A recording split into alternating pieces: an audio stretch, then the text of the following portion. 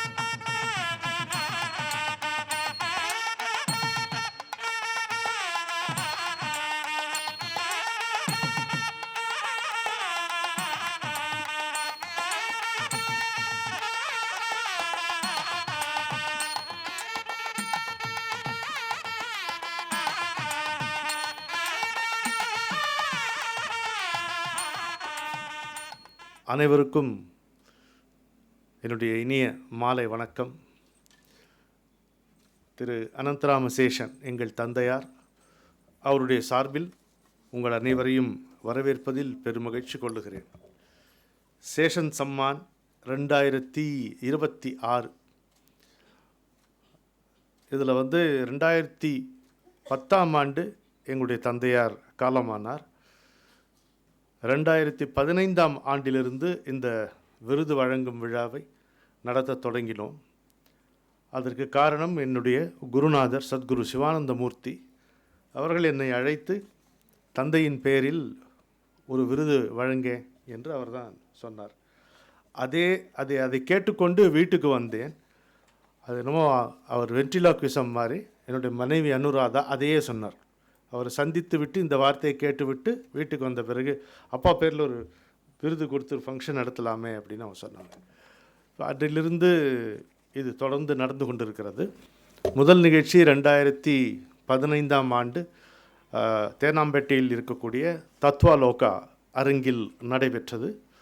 அதன் பிறகு தொடர்ந்து இங்கு தான் நடைபெற்று வருகிறது. ஆர்கே அவர்களுடைய அன்பு ஆதரவு, அவர் இந்த தேதி அவர் எங்களுடைய தந்தையாருக்காக அவர் எப்பொழுதுமே கட்டமிட்டு வைத்து விட்டார். இப்படி இருக்கிறது. பொதுவாக இந்த எல்லா நிகழ்ச்சிக்கும் வந்தவர்கள் 2 பேர் என்று நான் உறுதியாக சொல்லலாம். ஒன்று தாயூப் அலி வந்திருந்த, இப்போ கூட வந்தார், இதற்கார் தாயூப் அலி 2015 இதோ இன்றைய விழா வரை எல்லா நிகழ்ச்சிகளுக்கும் அவர் வந்திருக்கிறார். இந்த ஒரு நிகழ்ச்சியை அவர் தவற மாட்டார். ஏனோ அப்படி ஒரு ஆசை அவருக்கு. இன்னொன்று சென்ற நிகழ்ச்சி வரை வந்திருந்த என்னுடைய தாயார். இப்போது மூப்பின் காரணமாக அவரால் அங்கிருந்து அவரை அழைத்து கொண்டு வர முடியாத நிலைமை. அம்மாவுக்கு 96 வயதாகிறது. விட்டால் இன்றைக்கும் 10 பேருக்கு சமைத்து போட வேண்டும் என்று கை துருதுருக்கிறது அம்மாவுக்கு. இருந்தாலும் ப்ராக்டிக்கலாக பார்க்கும்பொழுது முடியவில்லை. அம்மா, நீ அங்கிருந்தே பார்த்து எங்களுக்கு ஆசீர்வாதம் வழங்க வேண்டும். அதேபோல் எங்களுடைய குடும்பத்தினரில் பலர் வெளியே இருக்கிறார்கள். என்னுடைய இப்போது இருப்பதிலே மூத்த அக்கா லலிதா கனடாவிலிருந்து இந்த நிகழ்ச்சியை பார்த்து கொண்டிருப்பார் என்பது நிச்சயம். ஒரு நிகழ்ச்சியும் நான் மிஸ் பண்ணால் கூட என் நிகழ்ச்சி அக்கா மிஸ் பண்ண மாட்டார். அந்த அளவுக்கு ஷீ இஸ் ரெகுலர். அக்கா, good evening to you.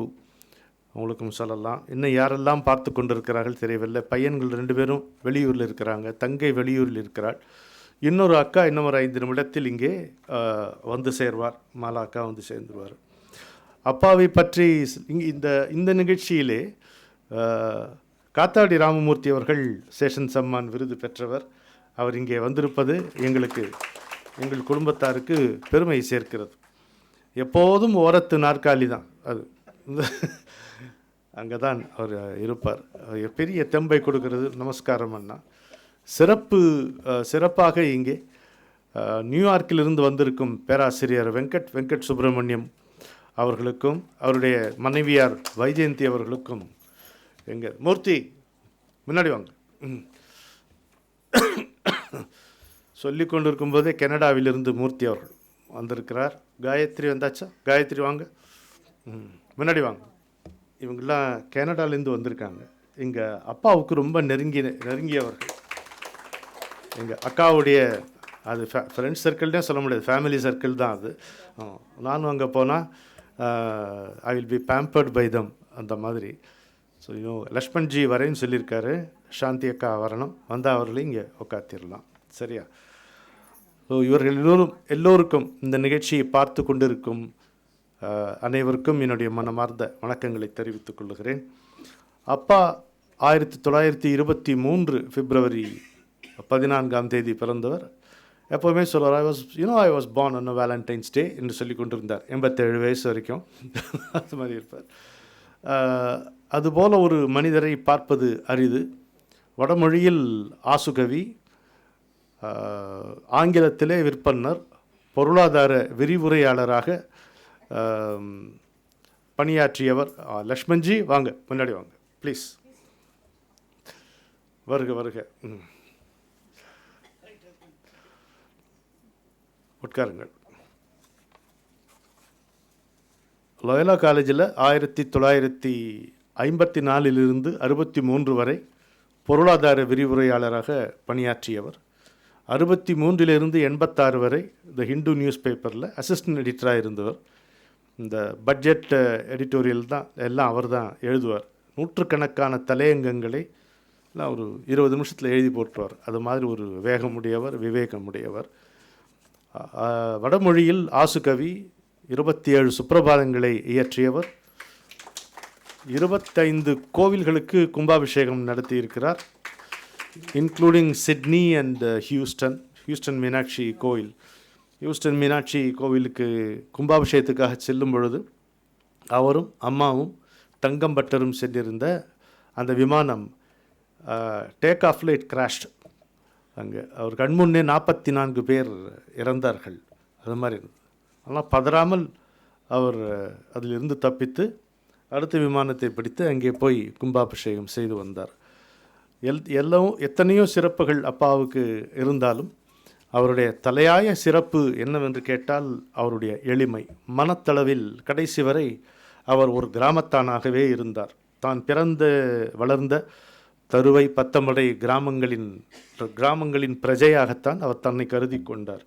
BA படிக்கும் வரை சோறும் மோரும் மட்டுமே அவர் உண்டவர் என்றால் நீங்கள் நம்பவே முடியாது. அப்படி தான் இருந்தார். அவர்கிட்ட போய் நீங்கள் நியூட்ரிஷன் கேலரிஸ் பேசினா சிரிப்பாக இருக்கும். அவருக்கு ஸ்டமக் அப்செட்னால் என்னென்னு புரியாது அவருக்கு. ஏனென்றால் அவர் எந்த பண்டத்தாலும் மயக்க முடியாது. அவர் எதுவாக இருந்தாலும் அந்த மோர் சாதத்துக்கு முன்னால் போடுன்ட்டுவார், அவ்வளோதான். மோர் சாதத்துக்கு முன்னால் எதுவுமே கிடையாது, சாதம் தான் இருக்கும், கொஞ்சம் மோர், அவ்வளோதான். அப்படி இருப்பார். அவருடைய மிக சிறப்பு அம்சம் அந்த எளிமையும் நம்மால் கிட்டத்தட்ட தாங்க முடியாத நகைச்சுவை உணர்வும் அவருடைய தலையாய சிறப்புகள். அதனால்தான் காத்தாடி ராமமூர்த்தி ஐயாவுக்கு, அண்ணாவுக்கு இந்த விருது நம்ம கொடுத்தோம். ஏன்னா அந்த ஓடிப்போன கணவன் அந்த நாடகத்துக்கு எங்கள் அப்பா பெரிய ரசிகர்.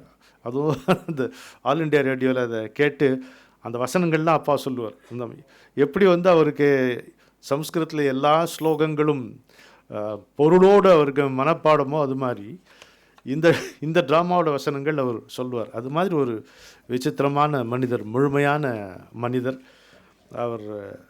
அவரை பற்றி இன்னும் நம்ம சொல்லலாம். இப்போ முதலில் இங்கே வந்திருக்கக்கூடிய நம்முடைய கனடிய நண்பர்களுக்கு திரு முரளி அவர்கள் சிறப்பு செய்ய வேண்டும் என்று கேட்டுக்கொள்கிறேன்.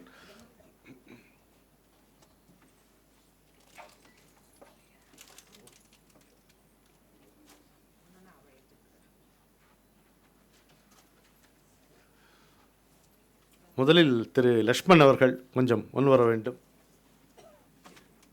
தந்தையாரை மிக நன்றாக அறிந்தவர். மேலே வாங்க. எஸ்விபிஎஃப், அங்கே கனடாவில் எஸ்விபிஎஃப்பில் இருப்பவர்.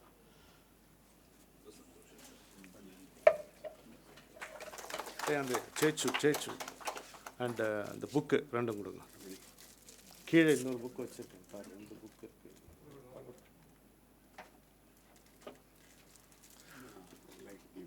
ஓ very spirituality. Thank you thank you thank you.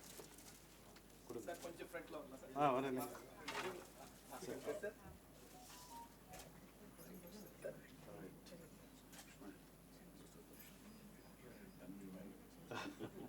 அங்கே எப்பவும் நான் போனால் எனக்குன்னு சிருங்கேரி மட்டில் ப்ரோக்ராம்ஸ்.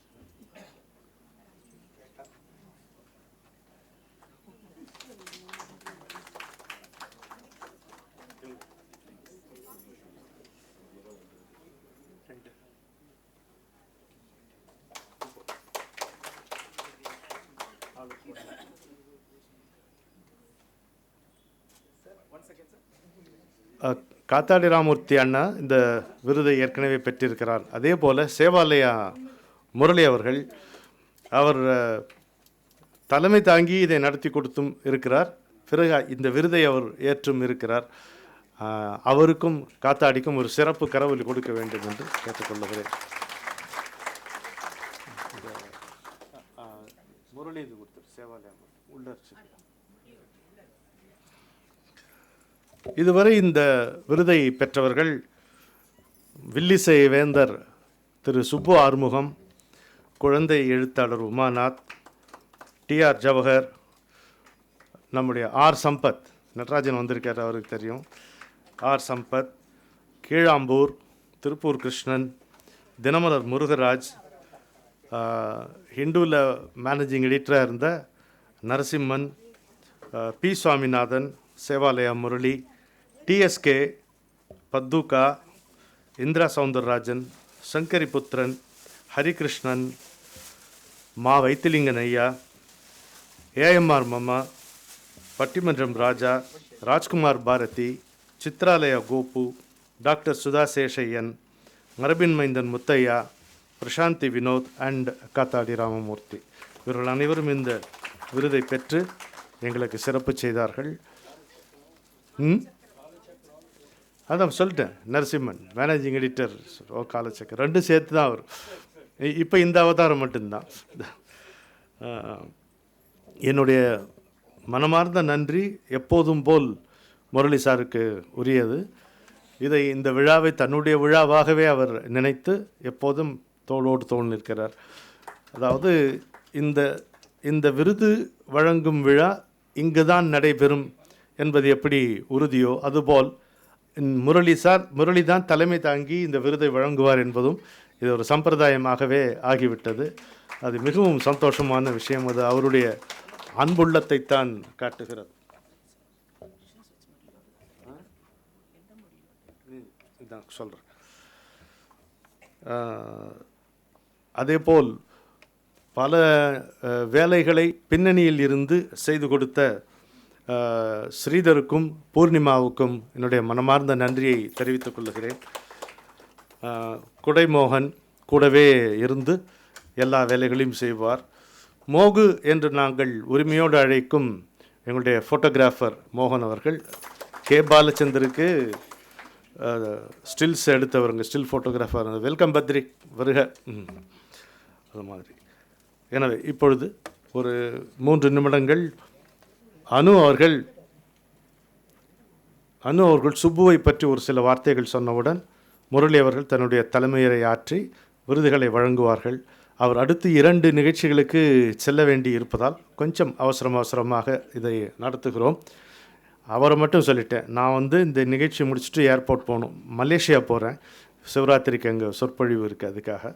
அதனால் உங்களுக்கு ஒரு நாட்டு மக்களுக்கு ஒரு நற்செய்தி, நீண்ட சொற்பொழிவு எதுவும் இருக்காது. விரைவில் இந்த விழாவை நாம் நடத்திடுவோம். எங்கள் அக்காவும் அத்திமேரும் வந்திருக்கிறார்கள், அவர்களுக்கு முன்னாடியே மனமார்ந்த வரவேற்பு. அனைவருக்கும் வணக்கம். இது எங்கள் குடும்ப விழா என்பதால் எப்போவுமே எனக்கு ஒரு 5 நிமிஷம் ஒதுக்கிடுவாங்க, வேறு வழியே கிடையாது. ஸோ அது என்னுடைய டிமாண்ட், த ஆஸ்க். இந்த அப்பாவுக்கு விருது அப்படின்னு ரமணன் நிச்சயம் பண்ண உடனே நான் சொல்லிட்டேன், வருஷம் 5 நிமிஷம் நான் அப்பாவை பற்றி பேசுவேன் அப்படின்னு. இந்த தடவை அப்பாவை பற்றி குறைச்சிட்டு அண்ணாவை பற்றி பேசலான்னு. ரமணன் சொன்னதுலேருந்து ஒரே ஒரு பாயிண்ட்டை பிக்கப் பண்ணி அப்பாவை பற்றி 2 வார்த்தை சொல்லணும்னா, குருஜி வந்து ரொம்ப அழகாக சொல்லுவார், normalcy is the hallmark of divinity. ஒருத்தர் வந்து ஸ்பிரிச்சுவல் அப்படிங்கிறது எப்படி தெரியணும்னா, எவ்வளவுக்கு எவ்வளவு நார்மலாக இருக்காரோ ஒரு கூட்டத்தில் அவரை கண்டுபிடிக்க கூட முடியாது. அவ்வளவு நார்மலாக இருக்கிறவர் தான் ஸ்பிரிச்சுவலில் ஹையஸ்ட் ஹைட்ஸ் அப்படின்னு. ஸோ அப்பா was one of them. He was one of those right up there, but he was always with us. So அது அப்பாவை பற்றி இந்த வருஷத்துக்கு உண்டான என்னுடைய ஹீ ஹேஸ் எனக்கு தெரிஞ்ச ஒரு 100 facets. So we have another, we've only crossed 11. We have another 90 to go about அப்பா. அண்ணாவை பற்றி சொல்லணும் அப்படின்னா இதுவும் அதுதான். நான் இன்சிஸ்டட் பிகாஸ் அண்ணா has been in our lives. எங்கள் வாழ்க்கையில் வந்து நான் வரத்துக்கு முன்னாடியே வந்துட்டார் ரமணனுடைய வாழ்க்கையில். அப்படி வந்தவங்க நிறைய பேர் இருக்காங்க. பட் சிக்னிஃபிகண்ட் வந்து சுப்பு அண்ணா. ஒரு 2-3 இன்சிடென்ட்ஸ் மட்டும் சொல்லிவிட்டு ஐ வில் ஸ்டாப். ஒன்று வந்து அப்பாவே சொல்லியிருக்கார், all of us know Lalitha சஹஸ்ரநாமம்ங்கிறது எவ்வளோ பெரிய இது, even bigger than Vishnu Sahasranamam. ஆனால் அப்பா சொல்லுவார், அந்த முதல் மந்திரம் இருக்கு இல்லையா, ஸ்ரீ மாத்ரே நமஹ, அதுதான் கோர். மற்றது எல்லாமே பின்னாடி வர்றது எல்லாமே வந்து அதோடைய விரிவு தான். She is like that, she is like, ஆனால் ஷீ இஸ் ஸ்ரீ மாத்ரே நமஹ. அந்த மாதிரி நான் என்னை பொறுத்த வரைக்கும் நான் சுப்பு அண்ணாவை வந்து அண்ணான்னு சொல்கிறது வந்து அந்த கோர். மற்றபடிக்கு அவருடைய தன்மை வந்து எங்கள் வாழ்க்கையில் வந்து அப்படியே இன் ஆல் சர்க்கிள்ஸ் வியாபிச்சிருக்கும். நான் சொல்லட்டுமா அண்ணா? அண்ணாவை வந்து டேய் போட்டு கூப்பிடுறது நான் ஒருத்தியாக தான் இருக்கும். He's much elder to me, he's elder to most of the people in the room. அது வேறு விஷயம்.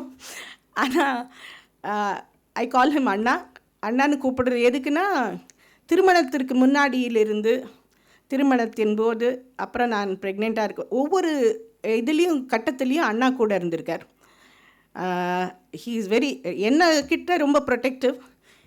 ஒரு மெயின் விஷயம் என்ன சொல்லணும்னா, இன்றைக்கி ரமணன் இருக்கிற நிலைமை இன் ஆல் ஆஸ்பெக்ட்ஸ், பாப்புலாரிட்டியாக இருக்கட்டும், அன்பாக இருக்கட்டும், அவருடைய பேச்சுரை கேட்கும் இவ்வளவு நம்பர் ஆஃப் பீப்புளாக இருக்கட்டும், வியூவர்ஷிப்பாக இருக்கட்டும், இது எல்லாமே அண்ணா அவருக்காக கண்ட கனவு. அண்ணா தனக்காக கனவு கண்டதாக எனக்கு நினைவே கிடையாது. இது கூட வந்து அவர் கண்ட கனவில் 100ல் வந்து 10 பங்கு தான் இப்போ நிறைவேறியிருக்கு. ரமணன் என்னவாகணும், எப்படி இருக்கணும், அவர் எப்படியெல்லாம் மக்கள் மதிக்கணும், எங்கெங்கெந்தெல்லாம் எப்படி வரணும் அப்படிங்கிறது ஒவ்வொரு நாளும் லிட்ரலி ரூம் போட்டு யோசிப்பார். இப்படி பண்ணணும், அப்படி பண்ணணும் அப்படின்னு அவருக்காக யோசித்த நாட்கள் பல. அதேபோல் நான் கர்ப்பமாக இருந்தபோது என் பக்கத்தில் உட்காந்துட்டு நாள் கணக்காக வில் டியூரண்ட்டோட த ஸ்டோரி ஆஃப் சிவிலைசேஷன் சத்தமாக படிப்பார், உபனிஷத் சத்தமாக படிப்பார், கீரா, சுந்தர் ராமசாமி, லாசாரா, இந்த கதைகளெல்லாம் சத்தமாக உட்காந்து படிப்பார். ஏன்னா என் குழந்தைகள் வந்து அப்படியே வசிஷ்டரும் அகசியமாமா எப்படியோ வந்து பறக்கணுங்கிற ஆசை அண்ணாவுக்கு. ஸோ எங்கள் இதில் ஒரே ஒரு இது அண்ணா வந்து எவ்வளவு ஹீஸ் அ பார்ட் அப்படிங்கிறது. இன்னொரு இதுனா, நான் குழந்தைகளுக்கு வந்து ஒரு 6 months இருக்கும், ரெட்டை குழந்தைகள் எனக்கு. ஒருத்தன் மடியில் இருக்கான், இன்னொருத்தன் கையில் இருக்கான். கையில் வச்சுட்டு ஆட்டின்னு இருக்கேன். I hate an infection, urinary infection. அண்ணா ரமணன் ஊரில் இல்லை, அண்ணா வந்து புக்கு படிச்சுட்டு இருக்கார் ஆஸ் யூஷுவல். நான் ஏதோ சத்தம் போட்ட உடனே டக்குன்னு திரும்பி பார்த்தா எனக்கு நாசியா. வேறு யாராக இருந்தாலும் என்ன பண்ணுவா, குழந்தைய தூக்கி இது பண்ணு வந்து கையை வந்து என் வாய் பக்கத்தில் இப்படி வச்சுக்கிறார், வச்சுட்டு அப்படின்றார். ஐ வாமிட்டட் இன் ஹிஸ் ஹேண்ட்ஸ். துளி கூட இது பண்ணாமல் அதை போய் அலம்பிட்டு அப்புறம் வந்து குழந்தைய எடுத்துட்டு இது பண்ணேன். அதாவது like I said, these are only a few facets. But how அண்ணா வந்து இன்றைக்கி நான் வந்து 100 தடால் அக்காரையோடைய செல் கேட்டானா பண்ணி கொடுத்துருவார்னு நினைக்கிறேன். அந்த மாதிரி ஒருவர் எனக்கும் அண்ணாவுக்கும். ஸோ அண்ணா, I spoke more about you than you did about me in your book. அந்த ஒரு வார்த்தையோட தேங்க்யூ வெரி மச்.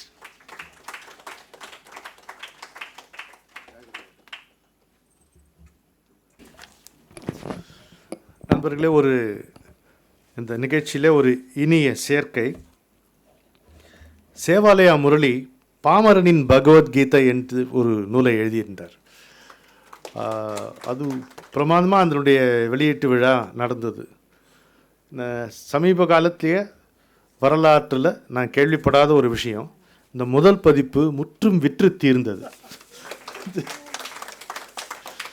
இது இரண்டாவது பதிப்பு. முரளி அவர்கள் வந்து முரளிக்கு இதை கொடுக்க வேண்டும் என்று தாழ்மையுடன் கேட்டுக்கொள்கிறேன். வேணாம், போனா வாங்க.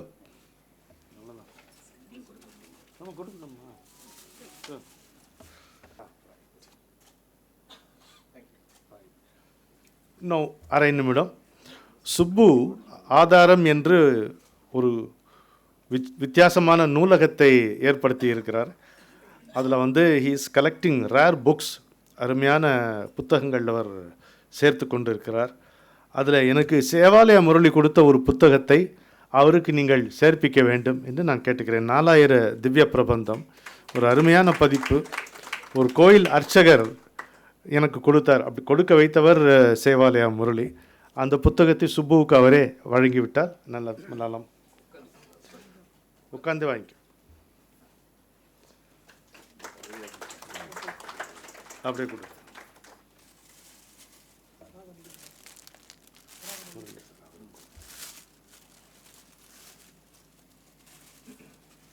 உங்களுக்கு இது முரளிக்கு.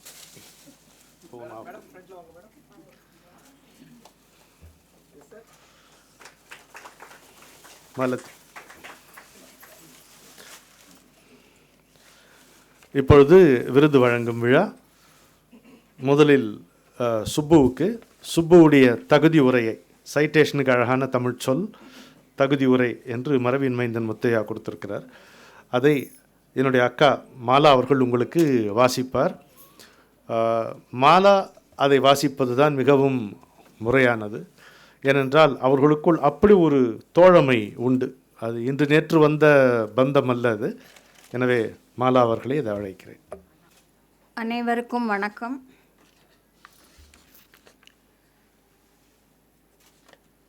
சேஷன் சன்மான் விருது 2026. வாழ்க்கை என்பது பிறருக்கு நன்மை புரிவதற்காக வழங்கப்பட்டுள்ள வாய்ப்பு என்பதையும், நாடு நலமாக இருந்தால்தான் நாம் நலமாக இருப்போம் என்பதையும், இறை நம்பிக்கையும் தெளிந்த சிந்தனையும் ஒன்றாக செயல்பட வேண்டும் என்பதையும் புரிந்து கொண்டு பயனுள்ள வாழ்க்கை வாழ்பவர்தான் சுப்பு என்றே பெரும்பாலும் அறியப்படுகின்ற திரு V.R. பாலசுப்ரமணியன் அவர்கள். தண்டி யாத்திரையில் பங்கு பெற்ற தியாகி தந்தை, தமிழ் இலக்கியத்தையே பாலாக ஊட்டி வளர்த்த தாய், தேசத்தை தெய்வமாய் மதிக்கின்ற 2 தம்பிகள், அமைதியும் அன்பும் மிகுந்த வாழ்க்கை துணை,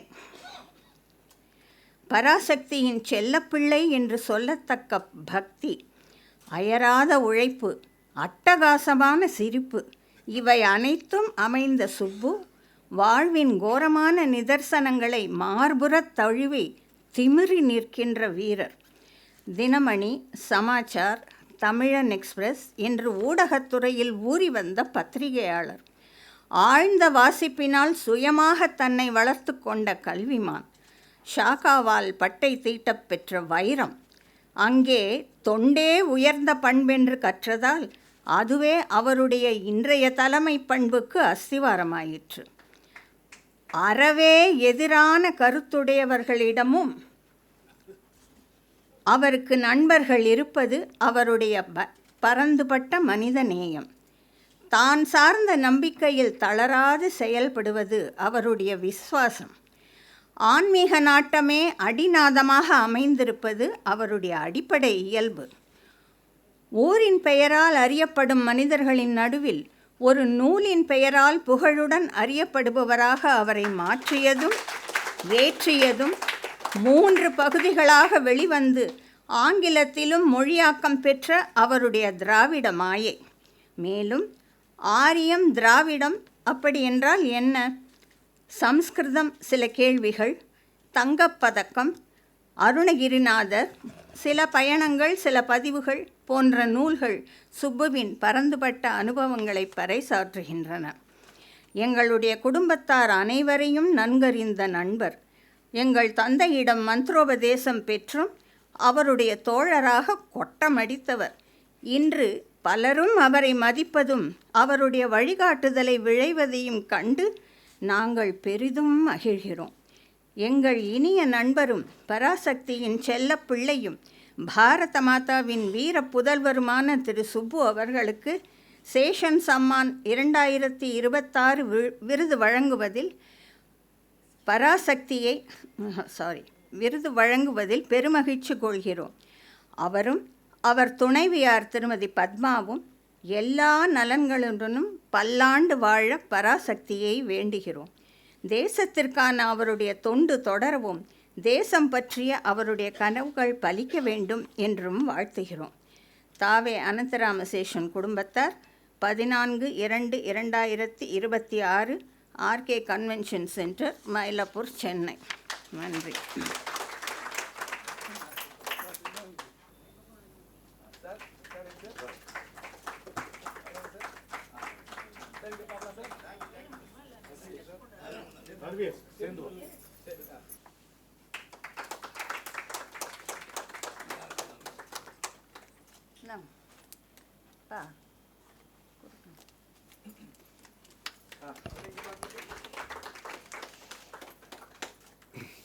வாங்க.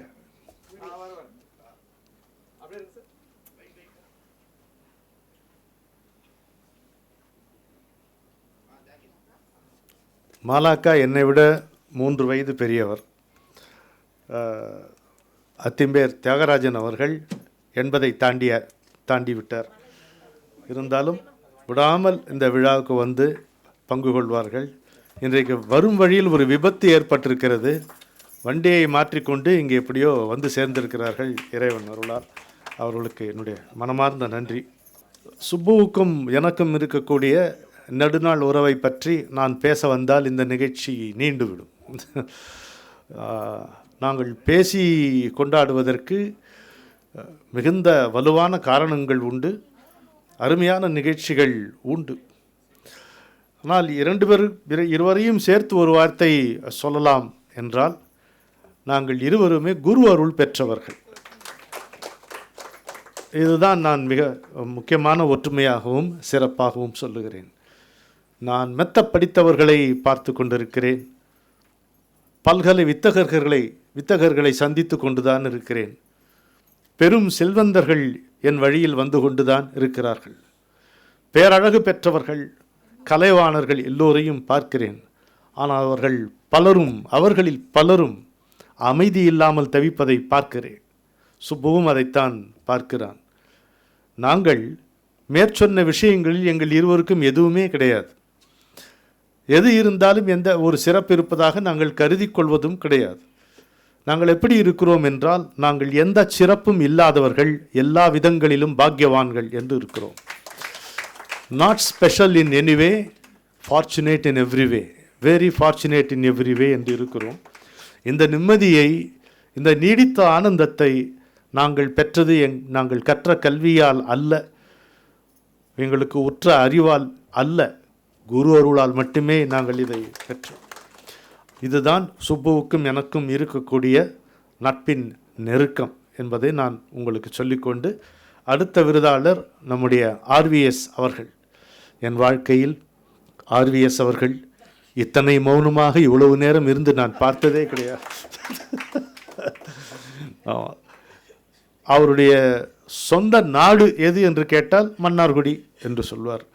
இந்த உலகத்திலேயே உங்களுக்கு பிடித்த நாடு எது கேட்டால் மன்னார்குடி என்று சொல்வார். அவர் பிறந்த ஊர், அவருடைய சொந்த ஊர் பாசம் என்பது எப்படி இல்லை. அவர் அந்த ஹரித்ரா நதி என்பதை பற்றி அவர் சொல்லும் பொழுது, அது என்னவோ பிரம்மபுத்திராவை விட பெரிதாக இருக்குமோ என்று நான் நினைத்து கொண்டிருந்தேன். அங்கு சென்று பார்த்த பிறகுதான் அது ஒரு திருக்குளம் என்பதை நான் கண்டுகொண்டேன். அபாரமான பக்தி உடையவர். மன்னார்குடி ராஜகோபாலனை கோபாலன் என்றே அழைத்து கொண்டாடுகின்ற அளவுக்கு பக்தி, அவருடைய பக்தி அபாரமானது. அவருடைய சிறப்பே அவருடைய பக்தி தான் என்று நான் சொல்வேன். அந்த பக்தியினுடைய நீட்சி அல்லது தொடர்ச்சி தான் அவருக்கு பாரத தேசத்தில் இருக்கக்கூடிய பக்தி. அதிலும் 2 இதிகாசங்களின் மேல் அவருக்கு இருக்கக்கூடிய பெரிய நம்பிக்கை. அவர் தொடர்ந்து வால்மீகி ராமாயணத்தை பற்றி முகநூலில் எழுதியது வியப்பாக இருந்தது. அதைத் தொடர்ந்து அவர் வியாச பாரதத்தை மிக அழகாக நேர்த்தியான உரைநடையில் மொழிபெயர்த்திருக்கிறார். அது பெரும் பெரும் பங்களிப்பு என்று நான் சொல்வேன். இந்த அண்மை காலத்தில் இப்போ கிசாரி மோகன் கங்குலியுடைய ஆங்கில உரைநடை மொழியாக்கத்துக்கு பிறகு தமிழிலே முழுக்க முழுக்க நல்ல உரைநடையில் வந்த மொழியாக்கங்கள் குறைவு தான் நான் சொல்லுவேன். நம்ம கும்பகோணம் பதிப்பு எடுத்து பார்த்தா பூர்த்தியாக இருக்கும். ஆனால் அந்த உரைநடையை புரிஞ்சுக்கிறதுக்கு கொஞ்சம் கஷ்டமாக இருக்கும். தமிழ்லேயே சப்டைட்டில் தேவைப்படும். அது மாதிரி அந்த மொழிபெயர்ப்பு இருக்கும். இல்லை, ஒரு மிகப்பெரிய இதை நான் ஒரு தொண்டு என்றே செய்வேன். அதை அவர் செய்திருக்கிறார். அவருடைய தகுதி உரையை இப்போது நாம் வாசிக்க கேட்போம். அவருடைய தகுதி உரையை வாசிக்கக்கூடிய தகுதி யாருக்கு இங்கே இருக்கிறது என்று நான் கொஞ்சம் சிந்தித்து பார்த்தேன். அவரை மிக நன்றாக அறிந்தவர்தான் அதை செய்ய முடியும் என்பதால் அவருடைய மனைவியார் சங்கீதா அவர்களையே அந்த தகுதி உரையை வாசிக்கும்படி நான் அழைக்கிறேன். Real surprise.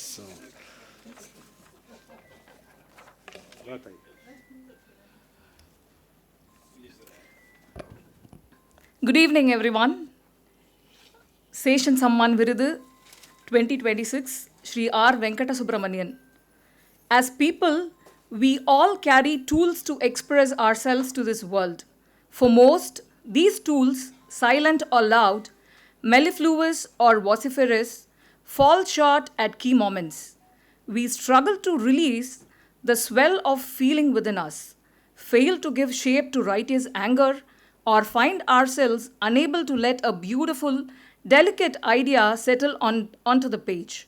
But there are a few among us who carry not a simple tool, but a veritable arsenal of expression.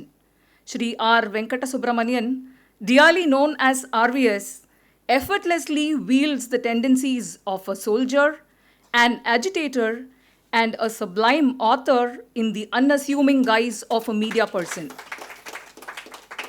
RVS holds a master's degree in computer applications. His expertise lies in crafting open source digital solutions, strategizing technology and content initiatives, and digital expansion. He leveraged this expertise as a senior general manager and head of the new media division for the New Indian Express and the Kalki groups. For a brief while, he headed the ESPN Cricinfo Tamil, overseeing its content and digital strategy. Presently, he is serving as the Chief Operating Officer at Cinprasoft, a premium Zoho partner, and is also the Chief Operating Officer for the Tamil digital channels Tamil Alai and Kirakku News. RVS is a connoisseur. He is also a natural writer, spontaneous and uninhibited, typical traits of an ardent observer of people and happenings. His strong orientation in our rich culture and heritage, combined with sound knowledge of the digital platform and his great sense of humor, enable him to work tirelessly through English and Tamil media with a sincerity of purpose which is truly inspiring. Mannargudi Manickam என்று போற்றத்தக்க திரு ஆர்விஎஸ்ஸின் முகநூல் பதிவுகள் பலவும் அச்சேரி அழக நூல்களாக வெளிவந்துள்ளன. அவருடைய வால்மீகி ராமாயண உரைநடை தமிழாக்கம், 5 தொகுதிகள் கொண்ட வியாசபாரத மொழியாக்கம், சுயசரிதையான ஹரித்ரா நதி, இவற்றை தரமான நூல்களுக்கு பேர் போன கிழக்கு பதிப்பகம் வெளியிட்டுள்ளது சிறப்பு. நம்முடைய இந்த மாபெரும் இதிகாசங்களில்தான் இன்றைய பிரச்சனைகளுக்கு தீர்வும் ஒரு நல்ல எதிர்காலத்திற்கான திறவுகோலும் இருக்கின்றன என்பதே ஆர்விஎஸ்ஸின் நம்பிக்கை. அவருடைய உயிரின் வெளிச்சமாக விளங்குகின்ற அவருடைய மனைவி திருமதி சங்கீதா, 2 கண்களாக விளங்கும் அவருடைய மகள்கள் வினயா மானசாவுடன் நிறைவான வாழ்வு வாழ்ந்து வரும் திரு ஆர் வெங்கட சுப்பிரமணியன் அவர்களுக்கு சேஷன் சம்மான் 2026 விருது வழங்கி சிறப்பிப்பதில் நாங்கள் பெருமகிழ்ச்சி கொள்கிறோம். அவருடைய நற்பணி தொடரவும், குடும்பத்துடன் அவர் எல்லா நலங்களுடனும் பெருவாழ்வு வாழவும் திரு அனந்தராமசேஷன் அவர்களின் பிரத்யக்ஷ தெய்வமான கன்னியாகுமரியை வேண்டுகிறோம். இப்படிக்கு தவே அனந்தராமசேஷன் குடும்பத்தினர்.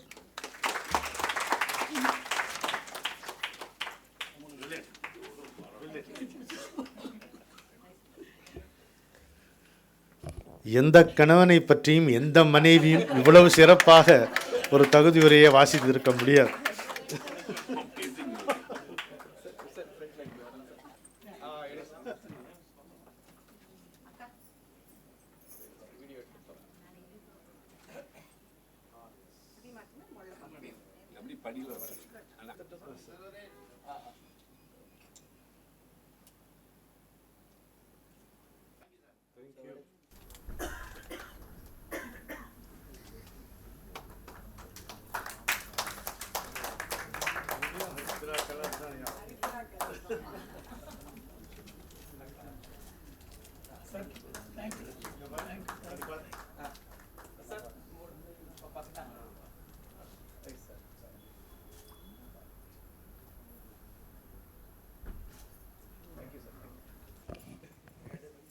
அடுத்ததாக சுப்புவுடைய தம்பியின் மனைவியும் ஆடிட்டர் மதுவின் தாயாருமான ஆமாம் மிஸ்ஸஸ் ரவி அவர்களை ஒரு சிறிய பாடல் பாட இங்கே அழைக்கிறோம். வாங்க. அந்த பாடலை எழுதியது சுப்பு, அதற்கு மெட்டமைத்து அவர் பாடுகிறார். இவருடைய தந்தையார் மிகப்பெரிய சங்கீதக்காரர், தெலுங்கில் அற்புதமாக பாடக்கூடியவர், வாக்கியக்காரர்.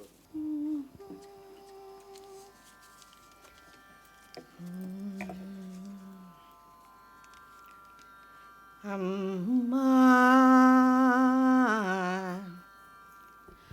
அம்மா அம்மா அம்மா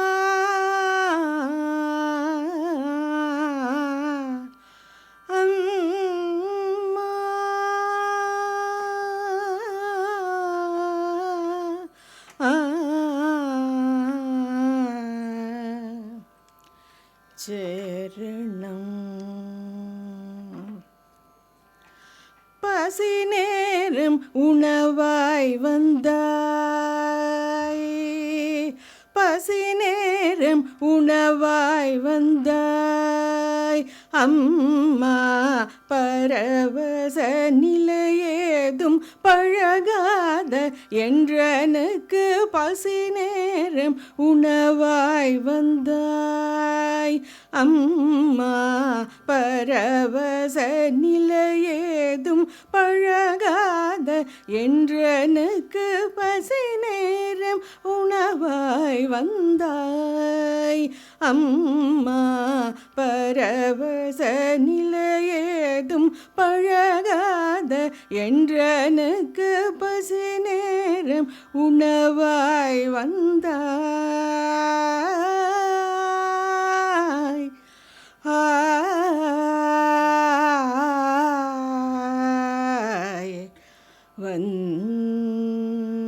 வந்தாய் கால்வலிக்க நடந்து நடந்து களை போடு தவிக்கையிலே, கால்வலிக்க நடந்து நடந்து களை போடு தவிக்கையிலே, காற்றாக எதிரில் வந்தாயே,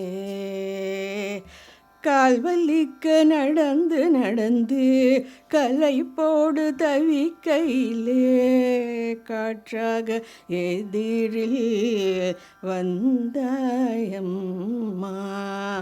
காற்றாக எதிரில் வந்தாயே, தின்றல் காற்றாக எதிரில் வந்தாயே, கவிதையும் எழுத வைத்தாயம்மா,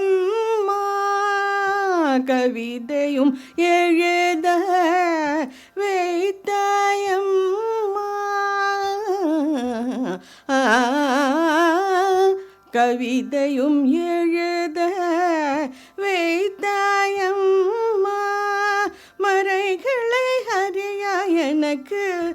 மனமெங்கும் உணர்வாய் நின்றாய்.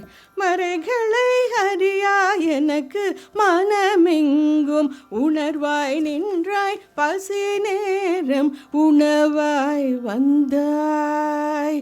அம்மா பரவச நிலையேதும் பழகாத என்றனுக்கு பசி நேரம் உணவாய் வந்தாய்.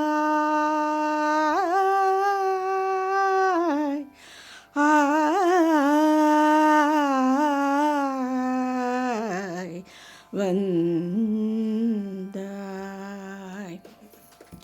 மூச்சடக்கும் நேரியை முறையாய் பயிலவில்லை.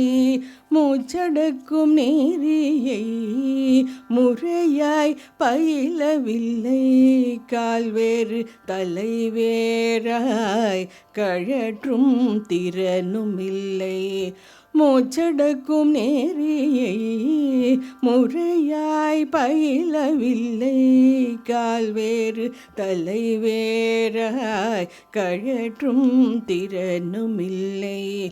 ஊருக்கு ஊர் மாறி உபதேசம் பெற்றதில்லை. ஊருக்கு ஊர் மாறி உபதேசம் பெற்றதில்லை. திருநாள் தீர்த்தமும் தேரோடு ரசித்ததில்லை. திருநாள் தீர்த்தமும் தேரோடு ரசித்ததில்லை. பசி நேரம் உணவாய் வந்தாய். பசி நேரம் உணவாய் வந்தாய். பரவச நிலையேதும் பழகாத மணி எனக்கு பரவச நிலையேது. பரவச நிலை பரவச நிலை பரவச நிலை பரவச நிலை பரவச நிலையேதும் பழகாத மணி எனக்கு எனக்கு பசி நேரம் உணவாய் வந்தாய். பரவச நிலையேதும் பழகாத மணி எனக்கு பசி நேரம் உணவாய் வந்தாய்.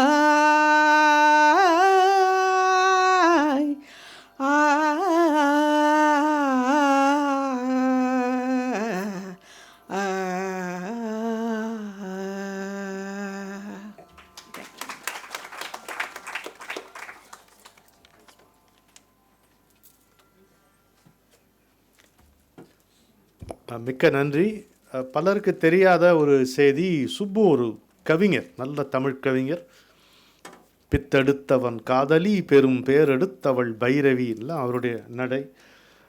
எனக்கு ரொம்ப பிடித்தது என்னென்னா, கூப்பிய கைகள் கூப்பியபடியே குப்புற விழுந்தேன் காளி, இனி ஏற்பதும் நீயோ இனி ஏற்பதும் நீயே ஏய்ப்பதும் நீயே எப்படியோ செய் காளி.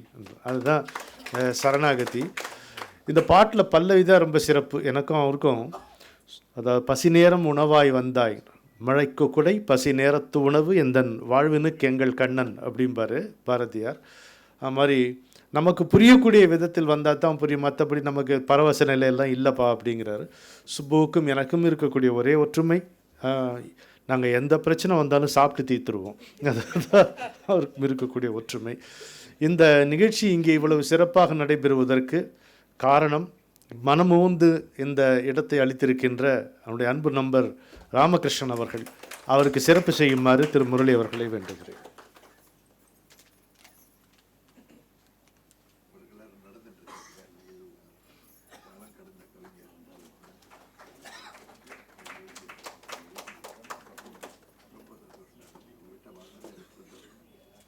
இனி தலைமை உரை கிருஷ்ணா ஸ்வீட்ஸ் உரிமையாளர் திரு எம் முரளி அவர்கள். அனைவருக்கும் வணக்கம். ரமணன் சார் பேசிகிட்டு இருக்கிறப்போ நம்மளாம் ஏதாவது பேசினா சரியாகாது. அவங்களுடைய நடை, பேச்சு நடை, அந்த ப்ராசஸ், இதெல்லாம் தலைமை உரைங்கிறது ஏதோ எனக்கு மனசில் பட்டதை தேர்ந்துக்கிறேங்க, அவ்வளோதான். பெரிய பேச்சாளரோ தலைமை உரையை வாசிக்கிற அளவுக்குலாம் இல்லை. இந்த விழாங்கிறது ஒரு குடும்ப விழா அப்படிங்கிறப்ப நம்மளும் அந்த குடும்பத்தில் ஒருத்தருங்கிறத இயல்பாக இணைஞ்சிடுறோம். ஏன்னா கிட்டத்தட்ட ஆரம்பத்துலேருந்து இந்த விழாவோடு நான் இருக்கேன். எனக்கு ரொம்ப பிடிச்ச விஷயம் என்னென்னா, நானும் அப்பா பையன், அவரும் அப்பா பையன். அப்பாங்கிறது ஒரு பெரிய சக்தி. இந்த வாழ்க்கை எனக்கு இப்படி இருக்குன்னு அவர் போட்ட பிச்சை தான்.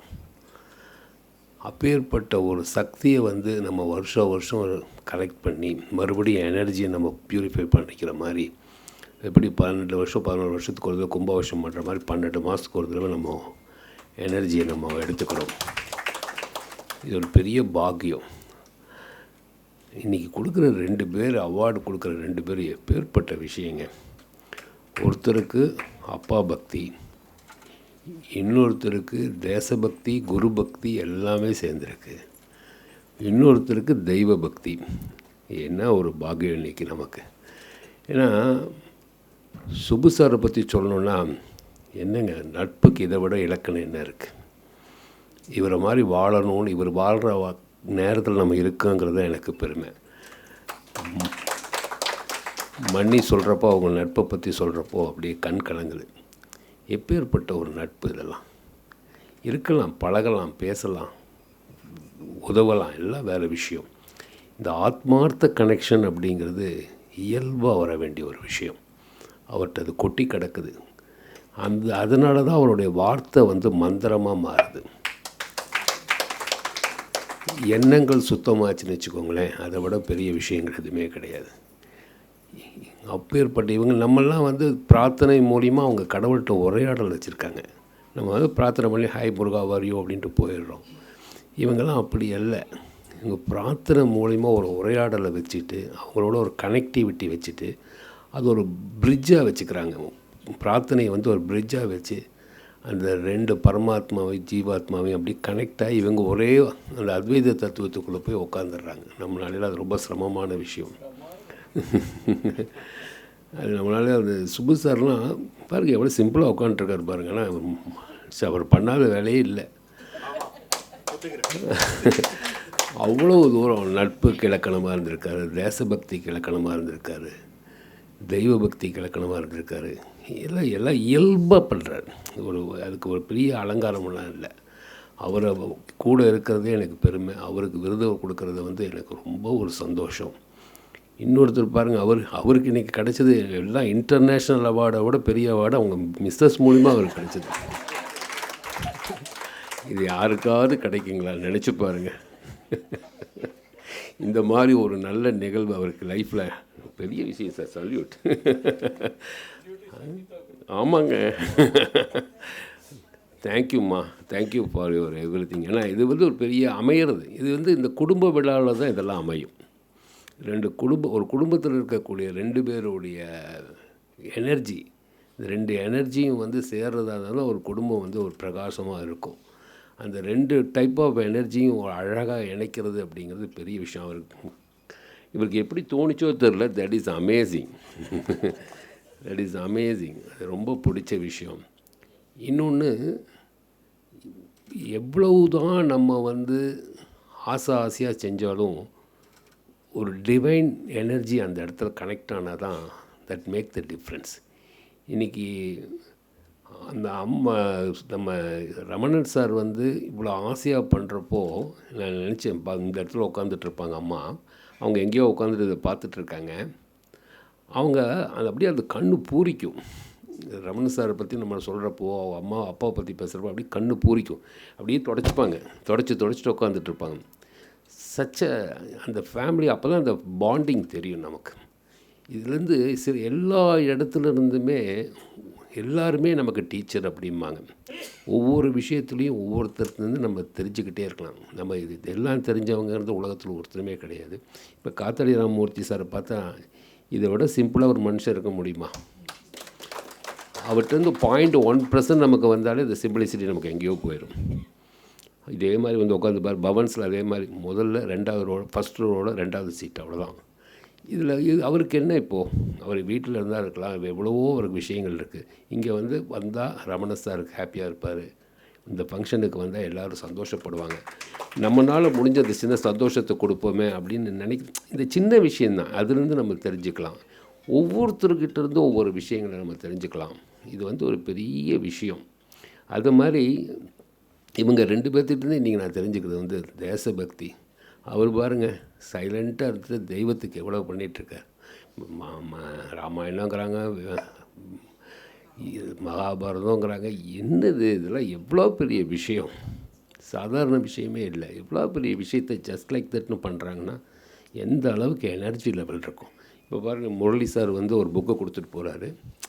நம்ம இதை பார்க்குறேன், என்னப்பா இது இவ்வளோ வேலை பண்ணுறாங்களே, நம்மளாம் இதுலேருந்து எவ்வளோ கற்றுக்கிறதுக்கு இருக்குது, எவ்வளோ பெரிய விஷயங்கள்லாம் நடக்குது நம்மளை சுற்றி. இதெல்லாம் ஒவ்வொருத்தர்கிட்டேருந்து நம்ம கற்றுக்கிறதுக்கு எவ்வளோ இருக்குது. இதெல்லாம் நம்ம கற்றுக்காட்டியும் அட்லீஸ்ட் அப்சர்வ் பண்ணாலே நம்மளுடைய லைஃப் ஸ்டைலே மாறி போயிடுமே அப்படிங்கிறது எனக்கு ஒரு ரொம்ப பெரிய விஷயமாக தெரியுது. ரமணன் சார், ஆஸ் யூஷுவல் நீங்கள் கலக்கிட்டீங்க. இது இந்த விருது அப்படிங்கிறத விட இது ஒரு கெட் டுகெதர். இதுக்கு இந்த டைமில் நம்ம அத்தனை பேர் சேர்ந்து ஒரு நல்ல விஷயங்களை நம்ம கலந்துக்கிறது, நம்ம கூட இருக்கக்கூடிய நம்மளுடைய பயணம் செய்கிறவங்களை, நம்ம கூட இருக்கவங்களை, நம்ம மதிக்கக்கூடியவங்களை நம்ம என்கரேஜ் பண்ணுறது, அப்ரிஷியேட் பண்ணுறது, இது வந்து ஒரு ரொம்ப பெரிய விஷயம். 2 விஷயம். 14ஆம் தேதி கரெக்டாக ஃபாலோ பண்ணி பண்ணுறது ரொம்ப பெரிய விஷயம்.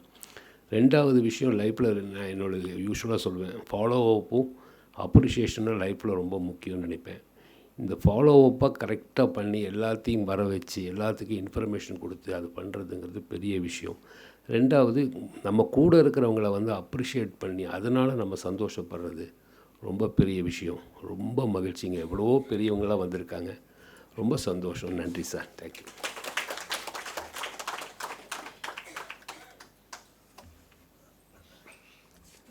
முரளி சார் பேசுனது, அவங்க கிருஷ்ணா ஸ்வீட்ஸில் ஒரு கிஃப்ட் ரேப் பேக்கெட் ஒன்று இருக்கும், அது மாதிரியே இருந்தது. அவங்களுடைய சிக்னேச்சர் மைசூர்பா இருக்கும், ஒரு அவல் மிக்சர் ஒன்று இருக்கும், அப்புறம் ஒரு கருப்பட்டியில் காஜு கட் கரெக்டாக சொல்லிருப்பார், ரமணன்னு பேர் வச்சாலே கரெக்டாக காஜு கட்டில் இருக்கும், இது மாதிரி இருக்கும். அது மாதிரியே இருந்தது அவருடைய பேச்சு. அவருடைய பேச்சு வந்து லைட்டர் வெயினில் சொல்கிறேன். அவர் சொன்ன ஒன்று வந்து அவருடைய அறிவை காட்டித்து, இன்னொன்று அவருக்கு தெரியாதுங்கிறத காட்டிச்சு. அறிவை காட்டினது என்னென்னா, சுப்புவை குறிப்பிட்டு இவர் பண்ணாத வேலை இல்லைன்னார். நாங்கள் ஆமான்ட்டு பார்த்தீங்களா, அவரை தெரிஞ்சவங்க எல்லாருமே நடராஜன் சார் உட்பட ஆமான்றாங்க. அது மாதிரி இருந்தது. அது மாதிரி நீங்கள் ஆர்விஎஸை பற்றி அபாண்டமாக ஒரு வார்த்தை சொன்னீங்க. சைலண்ட்டாக எவ்வளோ சைலண்ட்டாக, அதுக்கு ஸ்பெல்லிங் கூட தெரியாது நம்ம ஆளுக்கு. அது மாதிரி நீங்கள் வந்து வாழ்த்தினது ரொம்ப ரொம்ப சிறப்பாக இருந்தது. நீங்கள் சொன்ன மாதிரி இது ஒரு குடும்ப விழா மாதிரி, ஒரு கெட் டுகெதர் மாதிரி இருந்தீங்க. அது மாதிரி தான் இருந்தது. உங்களுக்கு சிறப்பை செய்யணும்னா அது காத்தாடி தான் வந்து செய்யணும். வாங்கண்ணா.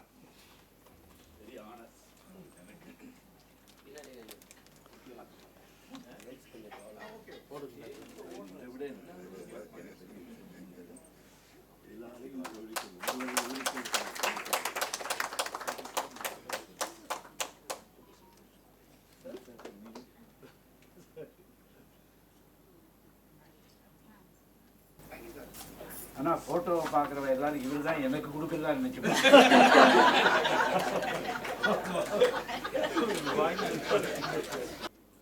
இது ஏற்புரைக்கான நேரம். முக்கியமாக முரளி சார் சார்பில் ஒரு அறிவிப்பு உங்களுக்கு.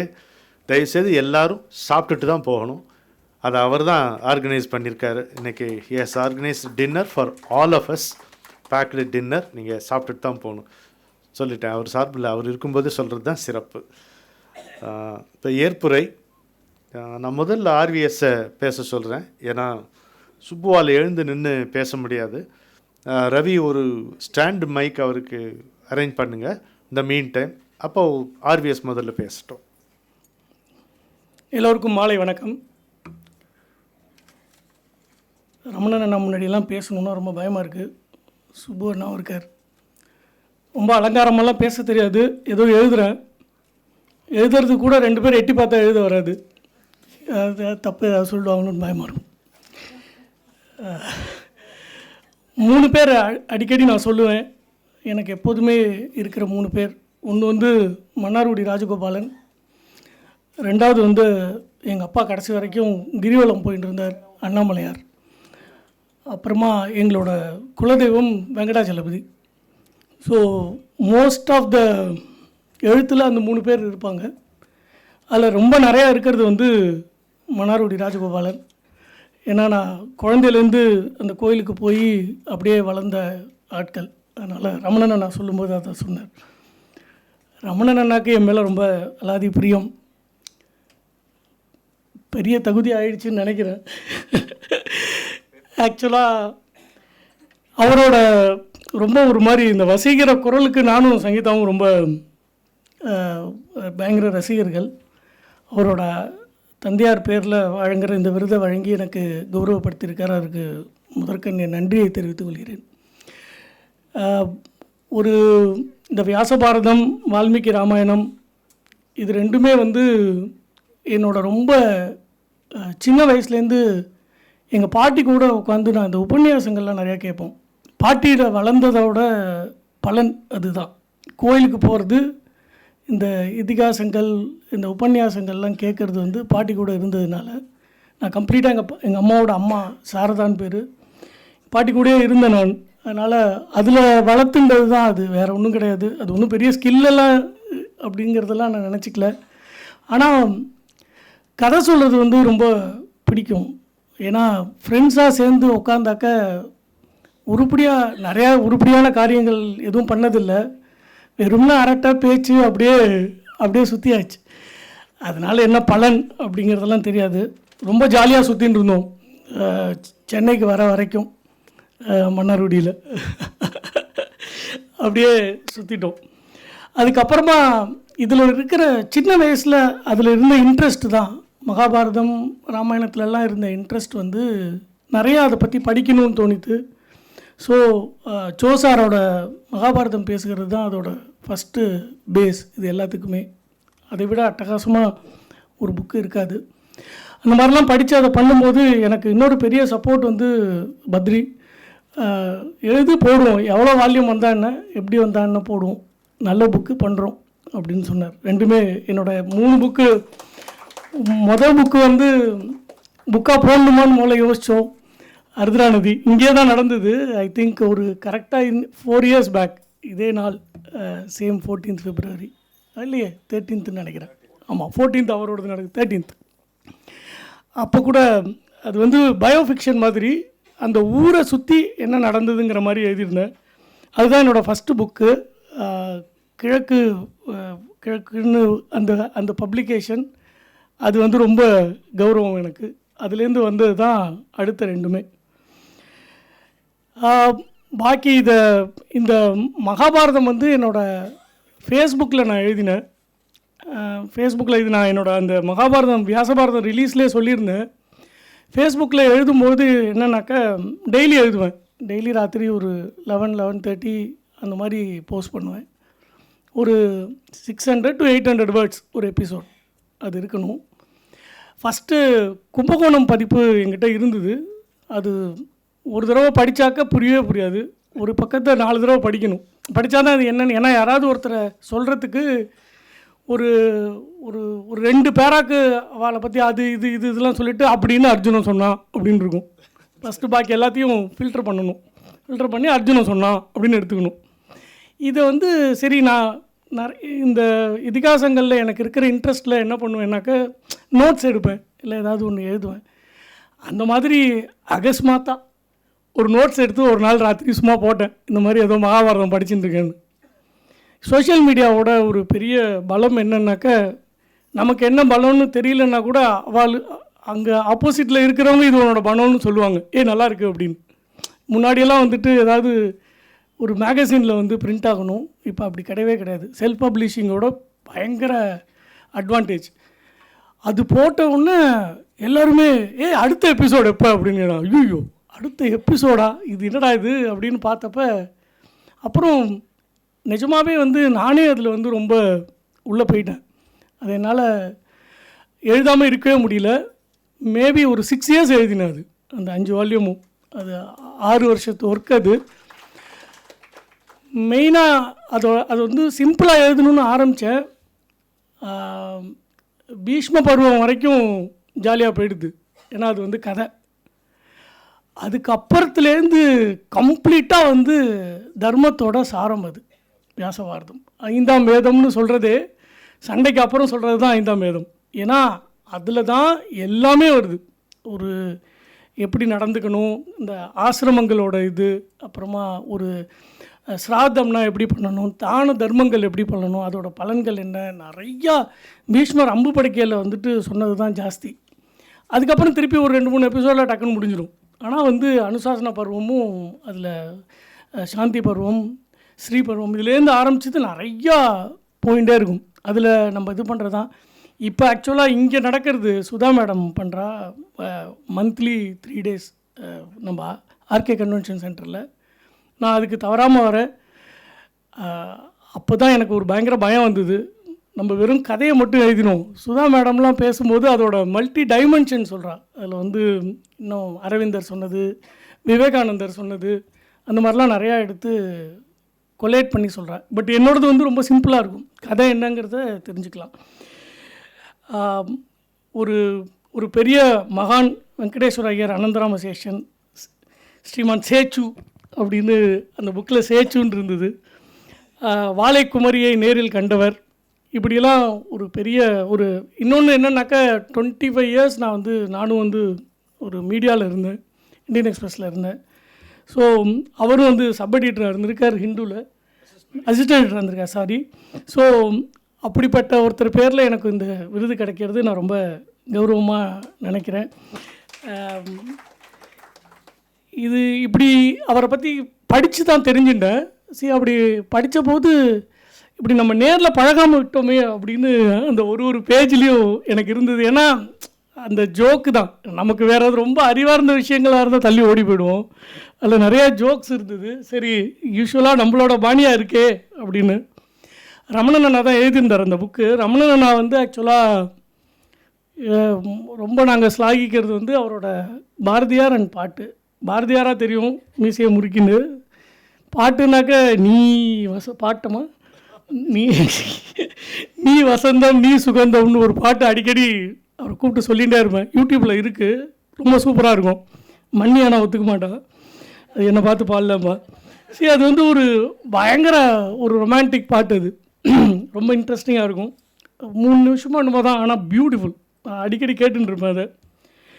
அப்படி தான் நான் நினச்சிட்டு இருந்தேன். பார்த்தா பயங்கர காமெடி கிங்காக இருக்கார். அது இல்லை எழுதினதில் படித்து பார்த்தாக்கா அவ்வளோ இருக்குது. கிட்டத்தட்ட ஒரு ஒரு ஒரு 4-5 காமெடி படமே எடுக்கலாம் போல இருக்குது, அந்த மாதிரி இருந்தது. அதில் இதுலேருந்து அந்த புக்கிலேருந்து ஒரு 4-5 சைட்டேஷன் தான்.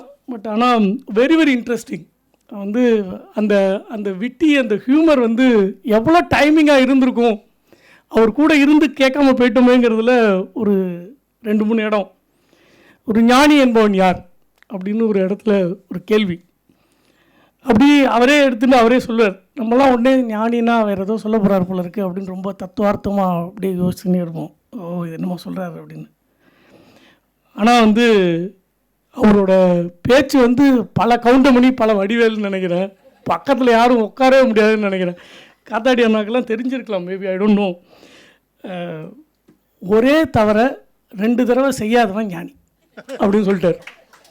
ஜோக்கு இதோட முடிஞ்சு போச்சுன்னு தான் நினச்சேன். எப்படா இது, இது விட இதுக்கு அடுத்தது ஒன்று போகணுமே அப்படின்னு நினச்சேன். அடுத்து ஒரு வார்த்தை சொல்கிறார், பாரு நான் ஒரு வாட்டி தான் கல்யாணம் பண்ணிட்டேன்.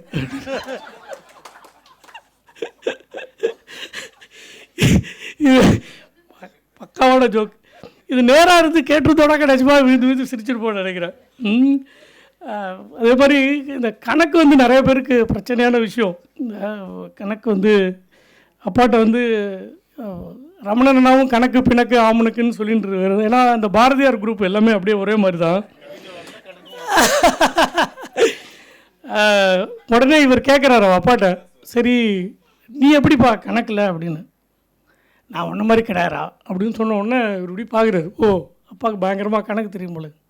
வாத்தியார் உள்ளே வந்தோடனே நான் பெஞ்சில் எழுந்து நின்றுடுவேன் அப்படின்னு. ஏன்ப்பா எப்படி எதுக்காக எழுந்து பின்னாடி நின்றுடுவேண்ணா? எப்படியும் 5 நிமிஷம் கழிச்சு ஒரு கேள்வி கேட்க போகிறோம், அதுக்கு நமக்கு பதில் தெரியாது. முன்னாடியே எழுந்து நின்றுட்டோன்னு வச்சுக்கோங்க, அவருக்கு சிரமம் இல்லை ஏறி நின்றுதான்னு சொல்கிறதுக்கு.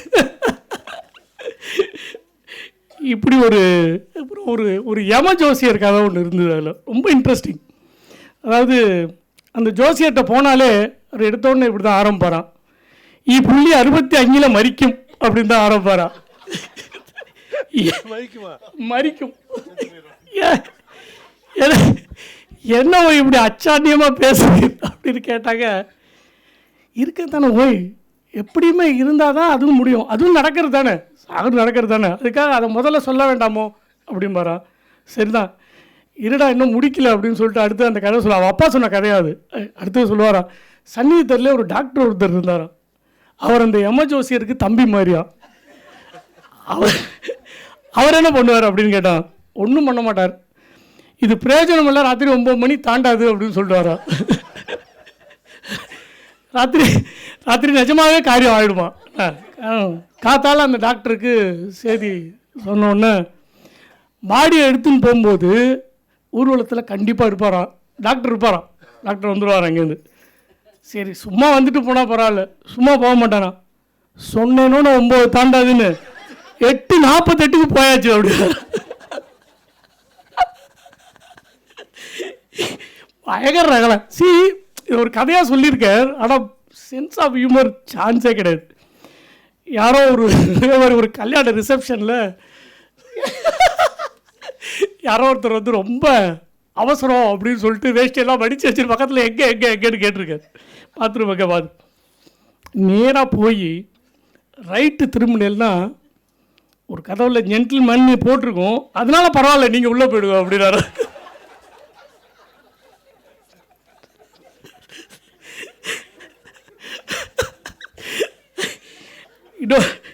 ரெண்டு முடிச்சலாம். ஒரு மேக்கப் பற்றி அவன் அப்பா சொன்ன ஒரு 2 வார்த்தை எழுதியிருந்தார், ரொம்ப பியூட்டிஃபுல். எப்படின்னா சொல்லியே ஆகணும்ல. மேக்கப்னா எப்படி இருக்கணும்னு தெரியுமா? 2 வார்த்தை, போடலைன்னா தெரியணும், போட்டால் தெரியக்கூடாது. Very beautiful. போடலைன்னா தெரியணும், போட்டால் தெரியக்கூடாது. இந்த மாதிரி ரமணன் அண்ணா எழுதுகிறார். இந்த மாதிரி தத்துவார்த்தமாக பேசி முடிக்கிற வழக்கம் அப்பாவுக்கு இருந்ததே கிடையாது. இந்த மாதிரி சொன்னார். பக்கத்தில் இருந்து பார்த்துட்டு இருந்தாக்க, உனக்கு மேக்கப்பா ரன்வேக்கு வெள்ளை அடிக்கிற மாதிரி தான் இருந்திருக்கோம் அப்படின்னு. காஃபி வந்து பயங்கரமாக பிரியர். எனக்கும் காஃபி ரொம்ப பிடிக்கும். பத்ரிக்கும் ரொம்ப காஃபி பிடிக்கும். காஃபி போடுறதுக்கு நாங்கள் ஆஃபீஸில் சொல்லியெல்லாம் கொடுத்துருக்கோம், காஃபி எப்படி போட்டுருக்கணும். பத்ரியே போய் காஃபி போட்டு காமிச்சிருக்காரு, இப்படிலாம் காஃபி போடாது. காஃபி வந்து ரொம்ப எனக்கு அதெல்லாம் ஞாபகம் வந்து எடுத்தோடனே. ரயிலில் காஃபி குடிக்கிறது வந்து அவன் அம்மாவுக்கு பிடிக்காது போல இருக்குது. ஏதோ சொல்லுவா போல இருக்கு, எப்படி தான் இந்த மாதிரி கன்றாவியை குடிக்கிறேனோ அப்படின்னு. ரயிலில் காஃபி வந்தால் அதுக்கு அவர் பதில் சொல்கிறார், எல்லாமே ஒரு திரிஞ்சு தானடி, கோயில்பட்டி ஸ்டேஷனில் காஃபி குடிச்சிருக்கியோ அப்படின்னு கேட்டிருக்காரு. அது ரொம்ப ஸ்பெஷல் அப்படின்னு. என்ன ஸ்பெஷல்? எருக்கம்பாலில் போட்டிருப்போம் அப்படின்னு. அது எருக்கம்பாலில் போட்டிருக்கா. இன்னொரு எடிஷனில் இன்னொரு சாப்டரில் எழுதியிருந்தார். காஃபியெல்லாம் கொடுத்துட்டு ஒரு மாமி போனதுக்கப்புறம், இதில் கொஞ்சம் பாலும் டிகாஷனும் சர்க்கரையாக இருந்தால் அந்த காஃபி மாதிரியே இருந்திருக்கும்ல அப்படின்னு.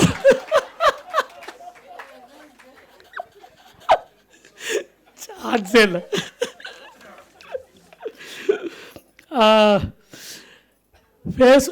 ஃபேஸ்புக்கில் கண்ணாப்பின்னான்னு ஏதோ எழுதின்னு இருக்கேன் நான். சங்கீதா அப்படி ஏதாவது கேட்கும்போது சொல்லுவா அடிக்கடி, எல்லாமே எழுதுகிற ஃபேஸ்புக்கில் அப்படின்னு, உனக்கு ஒரு வேலையே கிடையாது, எல்லாத்தையும் எழுதி வைக்கிறேன் அப்படின்பா. அப்போ நான் சொல்லுவேன், ரொம்ப நான் சொன்னதுக்கு ஒரு பதில் இது உள்ளே இருக்குது, இந்த புக்கு உள்ளே இருந்தது. நான் அவள்கிட்ட சொல்லுவேன், ஆமாம் ஓப்பன் புக். சும்மா ஃபேஸ்புக்குன்னா நம்ம ஓப்பன் புக், வேற ஒன்றும் கிடையாது, பெருசாக அப்படின்னா பேச்சு இருக்குது. ஆமாம் ஓப்பன் புக், நான் ஒரு திறந்த புத்தகம் அப்படின்னு சொல்லுவேன். அது மாதிரி ரமணன் அண்ணா வந்து யாரோ ஃப்ரெண்ட்ஸ்கிட்ட என்னோடய அர்த்தனா நதியில் பழி வாங்கினதெல்லாம் இங்கே பழி வாங்குறேன் அப்படின்னு சொல்லி சிரிச்சுட்டு இருந்தார். அப்போ வந்து எழுதியிருக்கார் அடுத்த லைன், பின்னால் அப்பா பூனை போல் நின்று இருந்தார் அப்படின்னு எழுதியிருக்கார். சொல்லிவிட்டு படிக்கும்படியாக இருக்குமோடா அப்படின்னு கேட்டாரா. அவன் ஓப்பன் புக்குன்னு சொன்னோன்னே, என்னப்பா அப்படின்னு கேட்டது. பின்ன என்னடா உன் வயசு என்ன, உன் அறிவு என்ன, அனுபவம் என்ன, அதுக்குள்ளே என்ன ஓப்பன் புக்கு, இன்னும் ஒன்றும் எழுதவே இல்லையாடா அப்படின்னாரா. இதை பார்த்தாக்க ரமணன் அண்ணா போல இருக்கிறவருக்கே ஸ்ரீமான் சேச்சு அவர்கள் இப்படியெல்லாம் சொல்லியிருக்கார். அப்போ என்னை பார்த்தாக்க அடக்கி வாசிடா ஆர்விஎஸ்னு எனக்கு நானே சொல்லிக்கிறேன். தேங்க்யூ. தேங்க்யூ.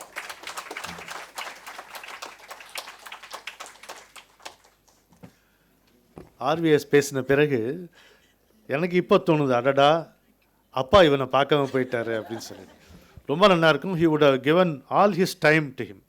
ஒரு பக்கம் இந்த ஒரே ஜோக்காக இருக்கும், இன்னொரு பக்கம் வியாச பாரதத்தை எப்படி அணுகணும், இந்த சமாச்சாரங்கள்லாம் அப்பா சொல்லி கொடுத்துருப்பார். சில பேர் சந்திக்காதது நமக்கு இழப்பு தான், சில பேர் சந்திக்கிறது போல்.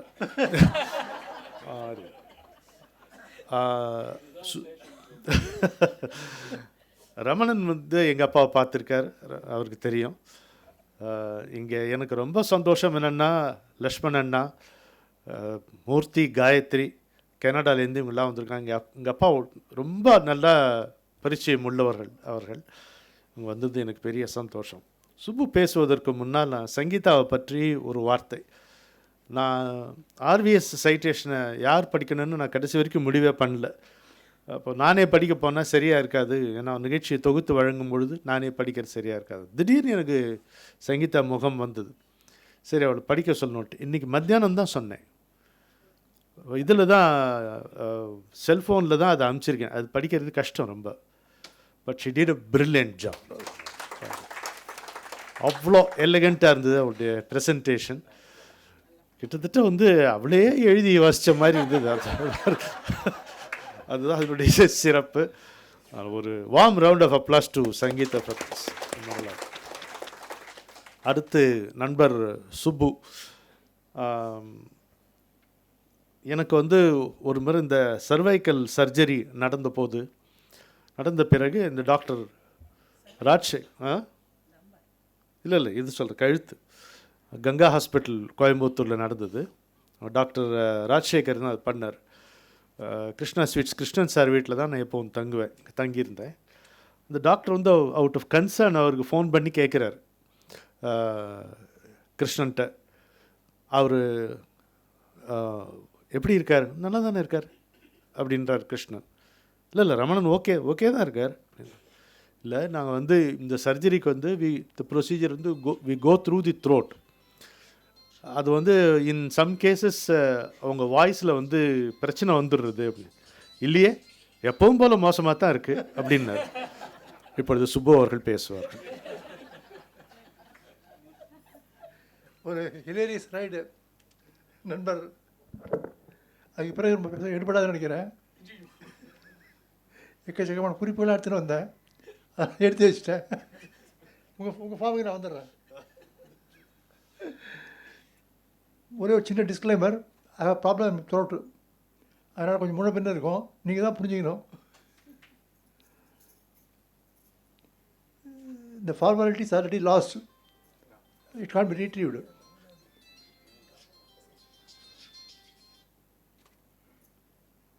நான் வந்து என்னோடய வாழ்க்கை வரலாறு எழுதும்போது சில டெக்னிக்கல் இஷ்யூஸ் இருந்தது. சோபனா ரவி இருக்காங்க, அனு இருக்கா, இவங்களை பற்றி நான் எழுதணும். நல்ல உறவு, பண்பட்ட உறவு. But how to address them is a question. அவர் இவர்னு எழுத முடியாது, மரியாதை எழுத முடியாது. அவள் எழுதான் பிரச்சனை, படிக்கிற நம்ம திட்டுவான் நாகரிகம் இல்லைன்னு சொல்லிட்டு. என்ன பண்ணலான்னு சொல்லிட்டு சோபனாக்கு முதல்ல ஃபோன் பண்ணேன். நான் புக்கு எழுத போகிறேன், உன்னை பற்றி எழுத போகிறேன், மரியாதை எழுத முடியாது, பரவாயில்லையான்னு. நான் ஆக்டிவ் உன்னை பற்றி எழுதிட்டேன்டா அப்படின்னு. நான் எந்த மரியாதை கொடுக்கல, நீ கொடுக்காத, உன் சோறு இப்படி செய்யின்ட்ட. அது பரவாயில்ல. அடுத்த ஃபோன் அணுவுக்கு விஷயத்த சொன்னேன், கொடுத்து தான் பாரு அப்படின்னா. I think that explains the situation. It's a wonderful family. I benefited in all sides, in all aspects from them. Mala பற்றி கட்டாயம் சொல்லணும். ஒரு நாள் வீட்டுக்கு போகிறேன், ஒரே தகராறு, சத்தம் போட்டுருக்கேன். என்னென்னு புரியல, என்ன சப்ஜெக்ட் புரியல, என்ன பிரச்சனை தெரியல. ஒரு 10 நிமிஷம் பொறுமையாக இருந்தேன். அப்புறம் நான் அடங்க மாலா கேட்டேன், என்ன மாலா பிரச்சனைன்னு. ஒன்றும் இல்லைப்பா, அவங்க தப்பு பண்ணிவிட்டு நம்மளை மன்னிச்சிட்டாங்க அப்படின்னா. அவங்க தப்பு பண்ணிட்டு இது poetry, I call it poetry.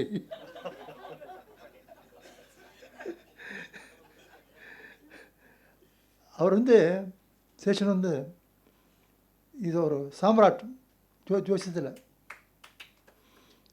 Padma Subramaniam, M Subbulakshmi எல்லாம் அவர்கிட்ட தான் பார்ப்பாங்க, ஜாதகம் பார்ப்பாங்க. எனக்கு ஒரு கட்டத்தில் அவர் பார்க்கணும் ஆசை. எனக்கு இல்லை, எங்கள் அம்மா சொன்னான், உனக்கு எப்போ கல்யாணம் பாடுறா அப்படின்னா. 27 வயசு. That's right age I think. ஜாதகத்தை போய் கொடுத்தேன். அந்த வீடு வந்து சுடுகாட்டுக்கு நேராக இருக்கும், மாடி வீடு. அந்த வாசனை வரும் வீட்டில்.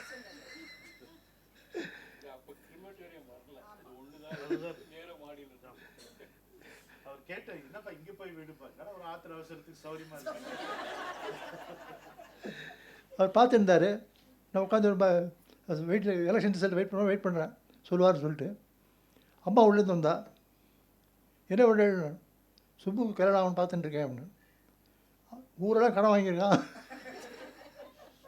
அப்படிங்க. கல்யாணம் முதல்ல காசு வரும்னு பாருங்க, பேப்பர் பிடிங்க போட்டான். அதை கூட சொல்கிறதுக்கு வாய்ப்பு இல்லை. எனக்கு ரொம்ப ஃபீல் ஆகிட்டேன். ஏற்கனவே ஒரு டவுனில் இருக்கேன். இவர் நம்ம குருநாதர், அவருக்கு வாய்ப்பு இல்லை. இவர் திட்டலாம், அம்மா திட்ட முடியாது. என்னப்பா எனக்கு அது கூட பல கூட சொல்ல முடியாதான்னு ரொம்ப நிதானமாக சொன்னார். அப்பார்ட் ஃப்ரம் ஜோக்ஸ், இது ஒரு நிமித்தண்டா அப்படின்னார். என்னப்பான்னு கேட்டேன். Something good is coming after odds அப்படின்னா. இப்போ இல்லைன்னா ஒன்று நடக்க போகுதுன்னு 8 வருஷம் ஆச்சு. அப்புறம் தான்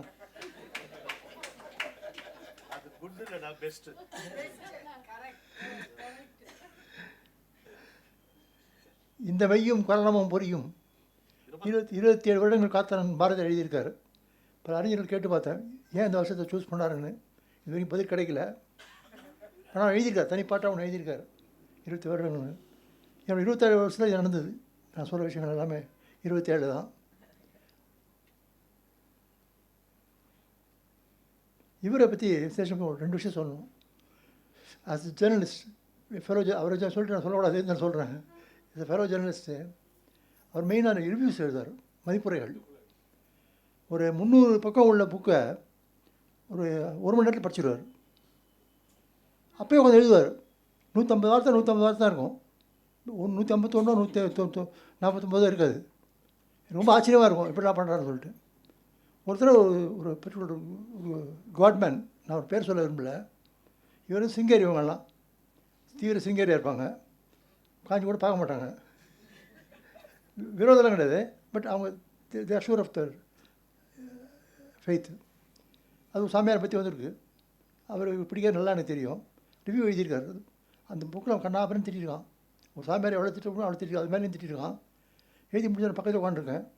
அப்பா என்னப்பா இவரை பற்றி ஒரு வாழ்த்து எழுதியிருக்கேன்னு கேட்டேன். என்ன பிரச்சனை? நேற்று பேர் மாதிரி சொன்னீங்கன்னு. அது என் கருத்து, இது இந்துவோட கருத்துன்னு. அந்த ரெஸ்பான்சிபிலிட்டி இருக்குது. மிஸ்யூஸ் பண்ணக்கூடாது பொசிஷனை அப்படின்னு அந்த எண்ணம். I learned it from him. அதே மாதிரி இப்போ தனிப்பட்ட வாழ்க்கையில் I don't know how many of you will accept it. ஆச்சாரம்னு ஒன்று இருக்குது, அது நல்லது, அவனுக்கு நல்லது. ஆனால் அடுத்தவனுக்கு பிரச்சனை. நீ எச்ச பண்ணாத, நீ குளிச்சியா, தான் குளித்தா நல்லது, அடுத்த குளிச்சு போய் நீ யோசிக்கிற. அது இன்னி நிலைமையில் ரொம்ப கஷ்டம். அது இப்போ சேஷன் மாமாவும் சரி, சேஷன் அப்பா தான் மாமா அவர், சேஷன் அப்பா அம்மா 2 பேருமே அந்த விஷயத்தில் ரொம்ப இதாக இருப்பாங்க. அவங்க படு ஆச்சாரமாக இருப்பாங்க. இங்கே கனடா போகிற வரைக்கும் அம்மா தண்ணி குடிக்க மாட்டான். பிள்ளைங்களை கொடுத்த தண்ணி பாட்டில் எடுத்து போவாங்க. இது தீர்த்தம் கரெக்டாக பட்டி இருப்பான். அப்பாவும் அப்படி தான் இருப்பார், 4 பேர் பட்டி இருப்பார். பட் அவங்க சாப்பிட்றதோ இது பண்ணுறதோ அவங்க இஷ்டம் தான். நோய நம்மளை தொந்தரவு பண்ணணும். நீ என்ன பண்ணலாம், அதை வச்சு பண்ணி அதை நேவத்தி வச்சிருக்கேன்னு சொல்லுவா, அவ்வளோதான்.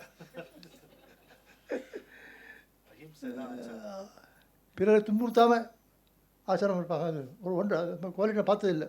ஆச்சாரம் பேர் நம்மளை சாப்பிடுச்சிருவான். இல்லை அவன் நம்மளை இருப்பான்.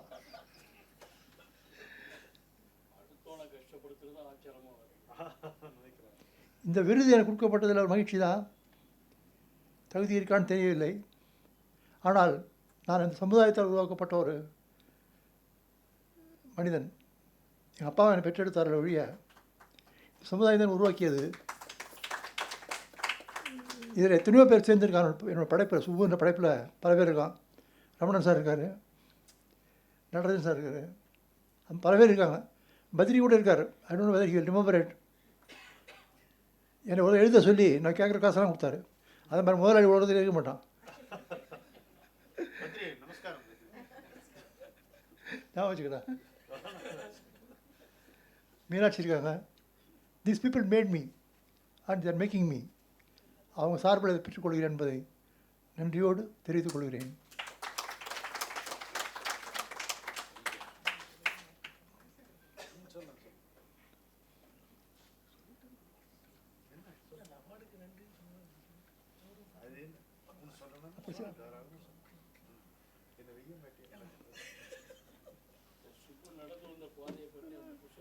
ஒரு விஷயம் விட்டு போச்சு.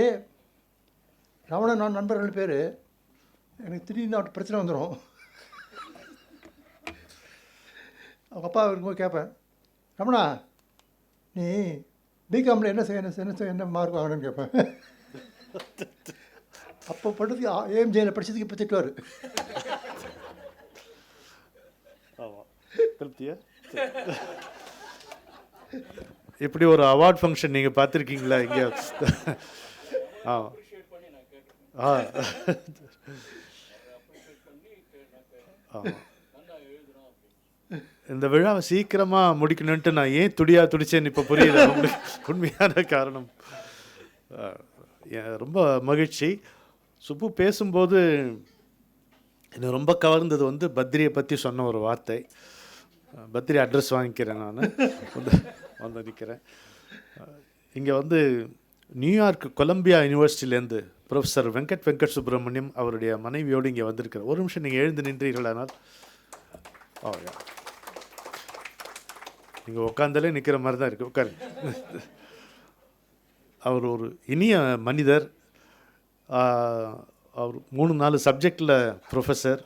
பல ஊர்களுக்கு விசிட் பண்ணி ஹீ இஸ் டேக்கிங் கிளாஸஸ். அது மாதிரி ரொம்ப எளிமையான ஒரு இனிமையான மனிதர்.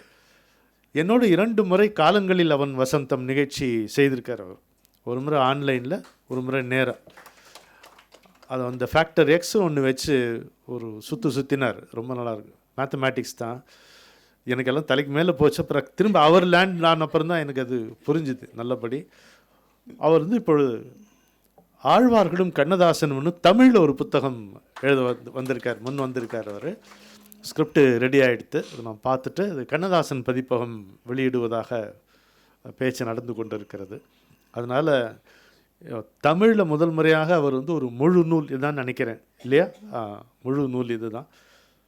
அதற்காக ஒரு கரவொலி கொடுத்து நம்ம அவரை வாழ்த்துவோம். எனக்கு அவர் ரொம்ப முக்கியமானவர். ஏன்னு கேட்டிங்கன்னா, ஒரு நாள் இங்கே வந்து அடிக்கடி வருவார், இந்தியாவுக்கு வருவார் டிசம்பர் மாதம். அப்படி தான் சந்தித்து என்கிட்ட மாட்டிக்கிட்டார்.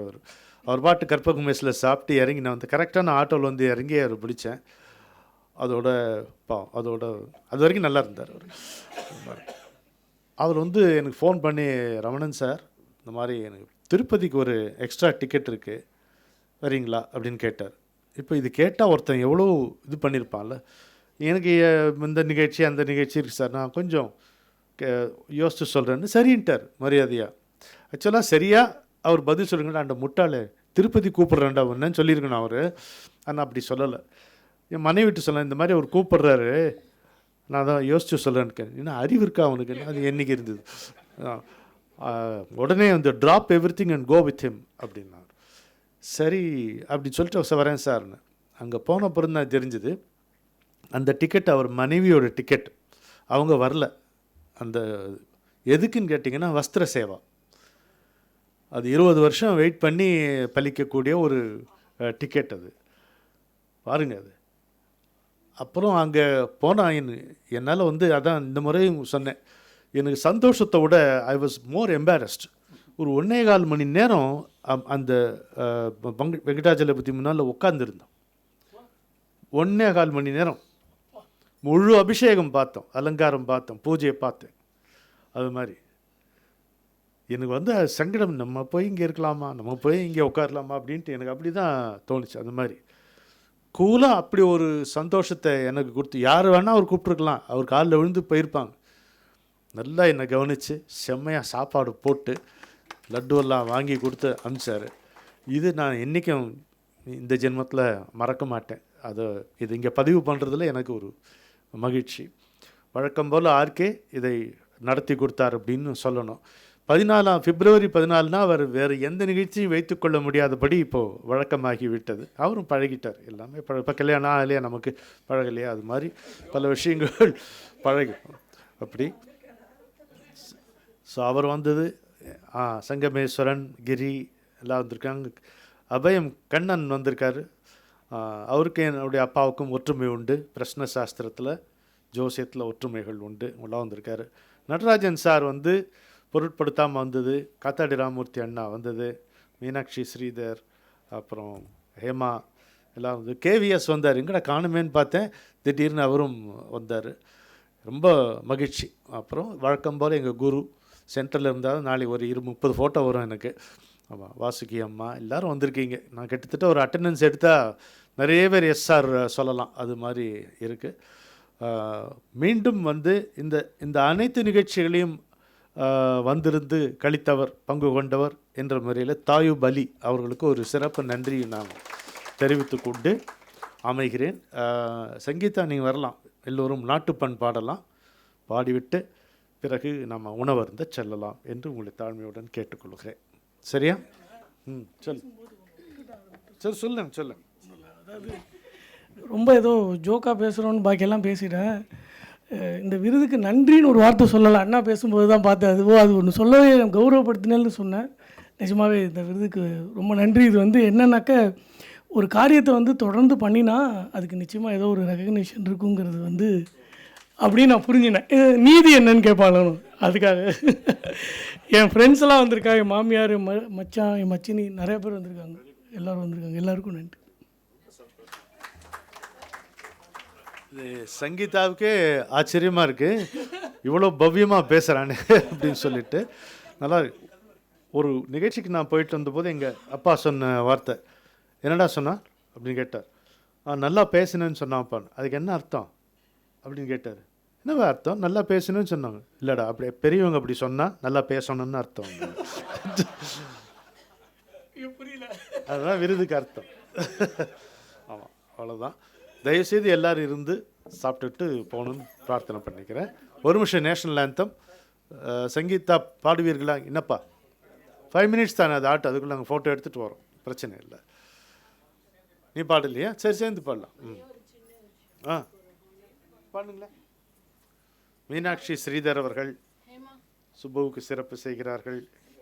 ஹேமா கோபாலனுடன்